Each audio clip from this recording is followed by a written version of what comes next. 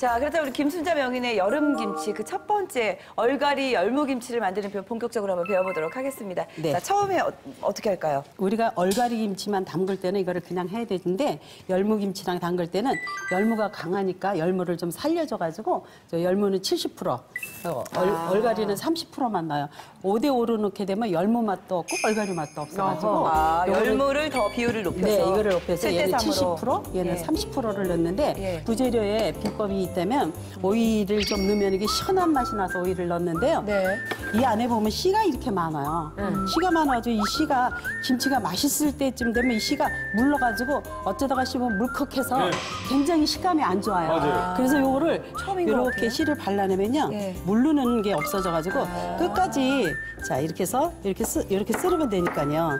네. 씨는 싹 빠지고 이렇게 오이만 쓸어서 들어가지죠. 씨를 빼니까 이렇게 아삭아삭한 면만 남아서 예, 씹을 때 네. 훨씬 식감이 좋고. 네, 그리고 빨리 쉬거나 물르지를 안 해서 그럼 무침 같은 거나 할 때 네. 이렇게 씨 바르고 이렇게 하면 되겠네요? 그렇게 해도 되는데요. 네. 무침할 때 금방 먹는 거니까 시째 해도 시째 괜찮아요. 해도 됐고. 그다음에 네. 이제 풀을 쓰는데 찹쌀풀도 좋은데 보리로다가 이렇게 풀을 썼어요. 보리풀을 썼어요. 찰 보리를 가지고 밥을 해가지고 믹서기에 가르면 돼요. 근데 특별히 보리를 쓰신 이유가 있어요? 이게 원래 보리하고 열무하고는 궁합이 맞는다 그래서 보리풀의 역할이 뭐예요? 보리풀은요, 이 김치들을 융화를 시켜줘요.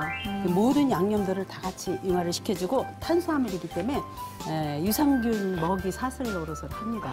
그래서 이게 들어감을 해서 또 김치가 더 맛있는 유산균이 많이 나올 수 있어요. 먹이가 된다는 거죠? 네, 먹이 사슬. 이제 절이나요?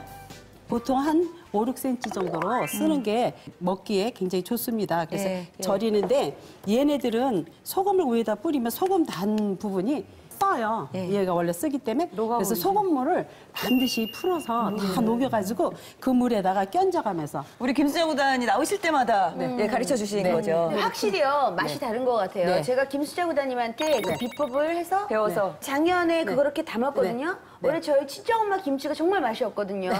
어디는 절어지고 어디는 풋내가 나고 근데 요번에는요 정말 여기 나올 정도로 너무 잘 됐어요. 우리 김수자 구단님이 알려주신 대로. 그래서 이거를 처음에 이렇게 밑에다 깔고 이제 이거를 이렇게 쫙 견지고 다시 또 위에다 깔고 또 견지고 그래서 맨 위에까지 견지고 나면 그대로 살포시 이렇게 누르는 거 하나 놔서 한 5분, 10분 있다가 손을 옆으로 이렇게 넣어가지고 이렇게 뒤집는 거예요.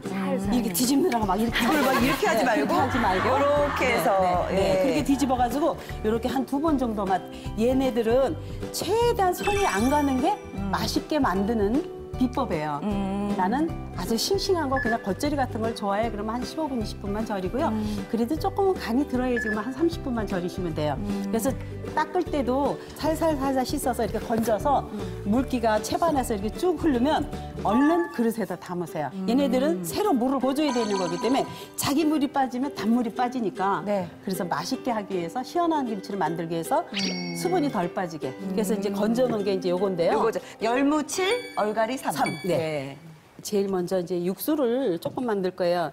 여기에 육수를 많이 넣으면 이 육수의 향이 진해서 김치의 시원한 맛이 없어지니까 조금만 내시면. 요건 황태 육수예요? 네. 황태 육수와 물의 비율이 어떻게 됐었죠? 황태가 1이라면 생수는 3 정도. 3이고 이제 황태는 1이고. 그리고 생수를 넣어줘요.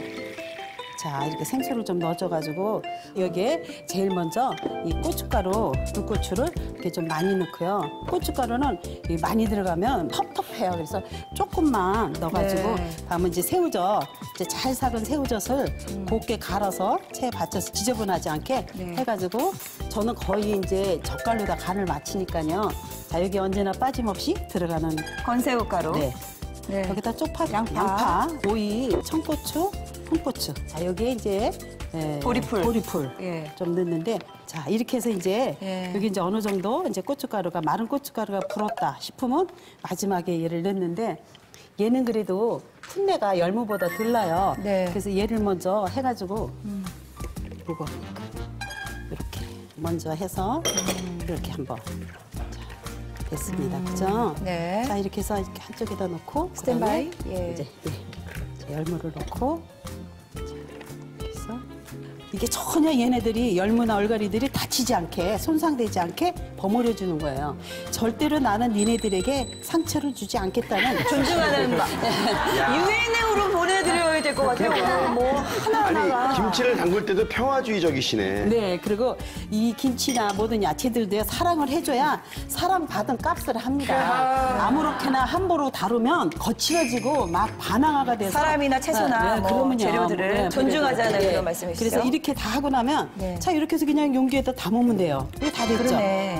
예. 안 만져도 되잖아, 이렇게. 예. 근데 여기다 더 좀 맛있게 먹고 싶다 그러면 마지막에 소금을 간을 봐서 좀 싱겁다 싶을 때 소금만 조금만 더 넣으시면 되는데 절일 때는 반드시 굵은 천일염, 속 양념할 때 간은 반드시 꽃소금, 가는 소금 아니면 죽염 이런 걸 넣으신다는 거 잊지 마시고요.